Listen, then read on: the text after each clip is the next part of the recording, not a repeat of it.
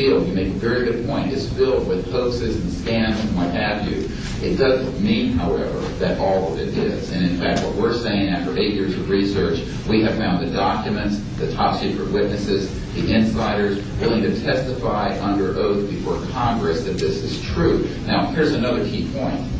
Some of the people who are in this witness pool, Mr. Sheehan, myself, and a couple of other attorneys, are members of state licensed professions. And what that means is that if we are perpetrating a hoax, we will lose our license to practice medicine, we will lose our license to practice law, because we'll be perpetrating a hoax upon the public.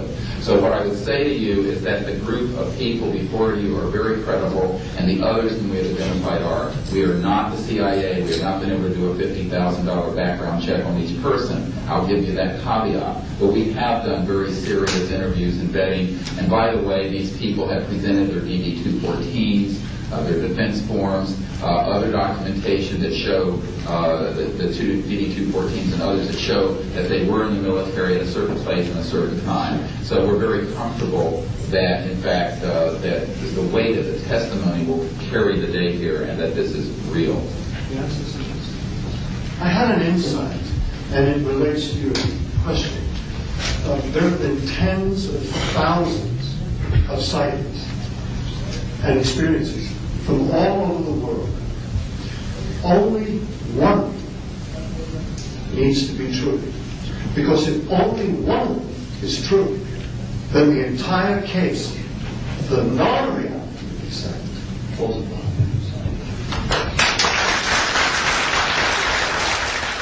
Such evidence out of the public domain, yes. A priori, all signed agreements and oaths that have flowed from such operations are null and void. What that means is, in legal theory, is that if it's an illegal enterprise, the agreements those that are entered into as a result of that illegal enterprise have no legal standing. So one of the things I would like to announce today is all of the men and women listening to this need to know they are free to speak. We are declaring all national security oaths on this subject null and void. They have flowed from illegal operations that has no standing constitutionally.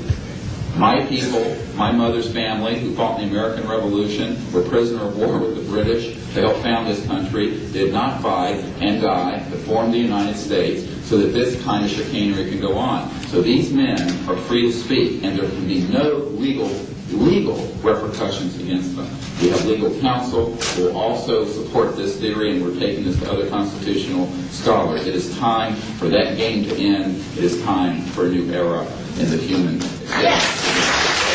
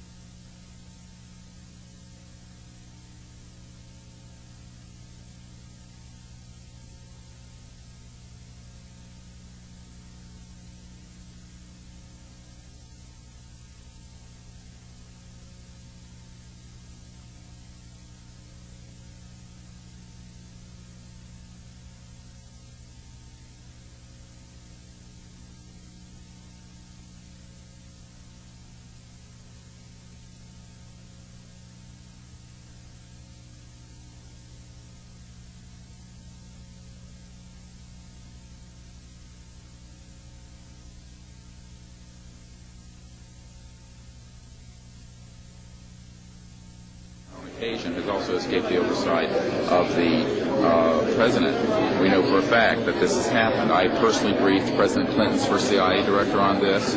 I was informed that they had no access to these projects, although they knew they existed.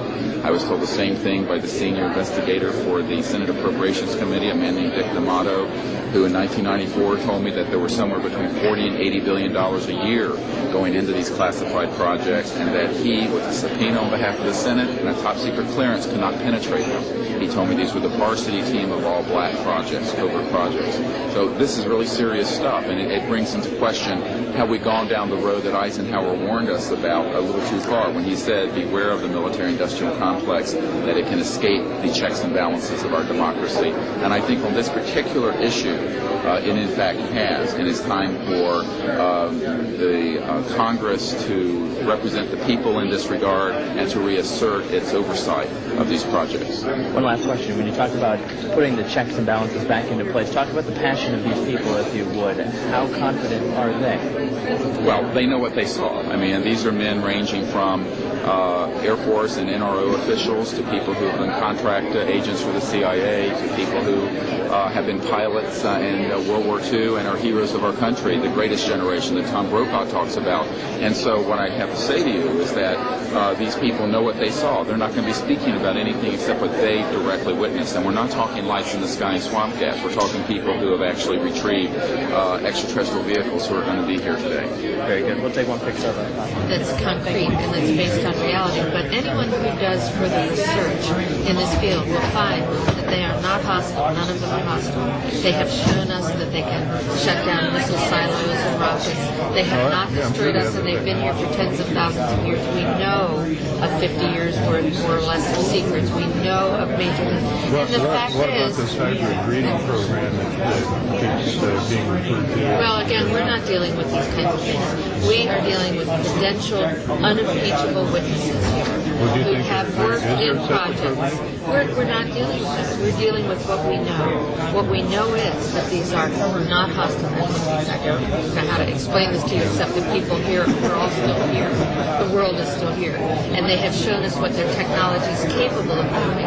And you can yet imagine, and you can hear from witnesses who have worked in fields of re-engineering, back engineering, what kinds of technologies can come out of this to literally save people from the suffering that's going on right now. I don't doubt the possibility of that. Yes, and that's what this disclosure is about.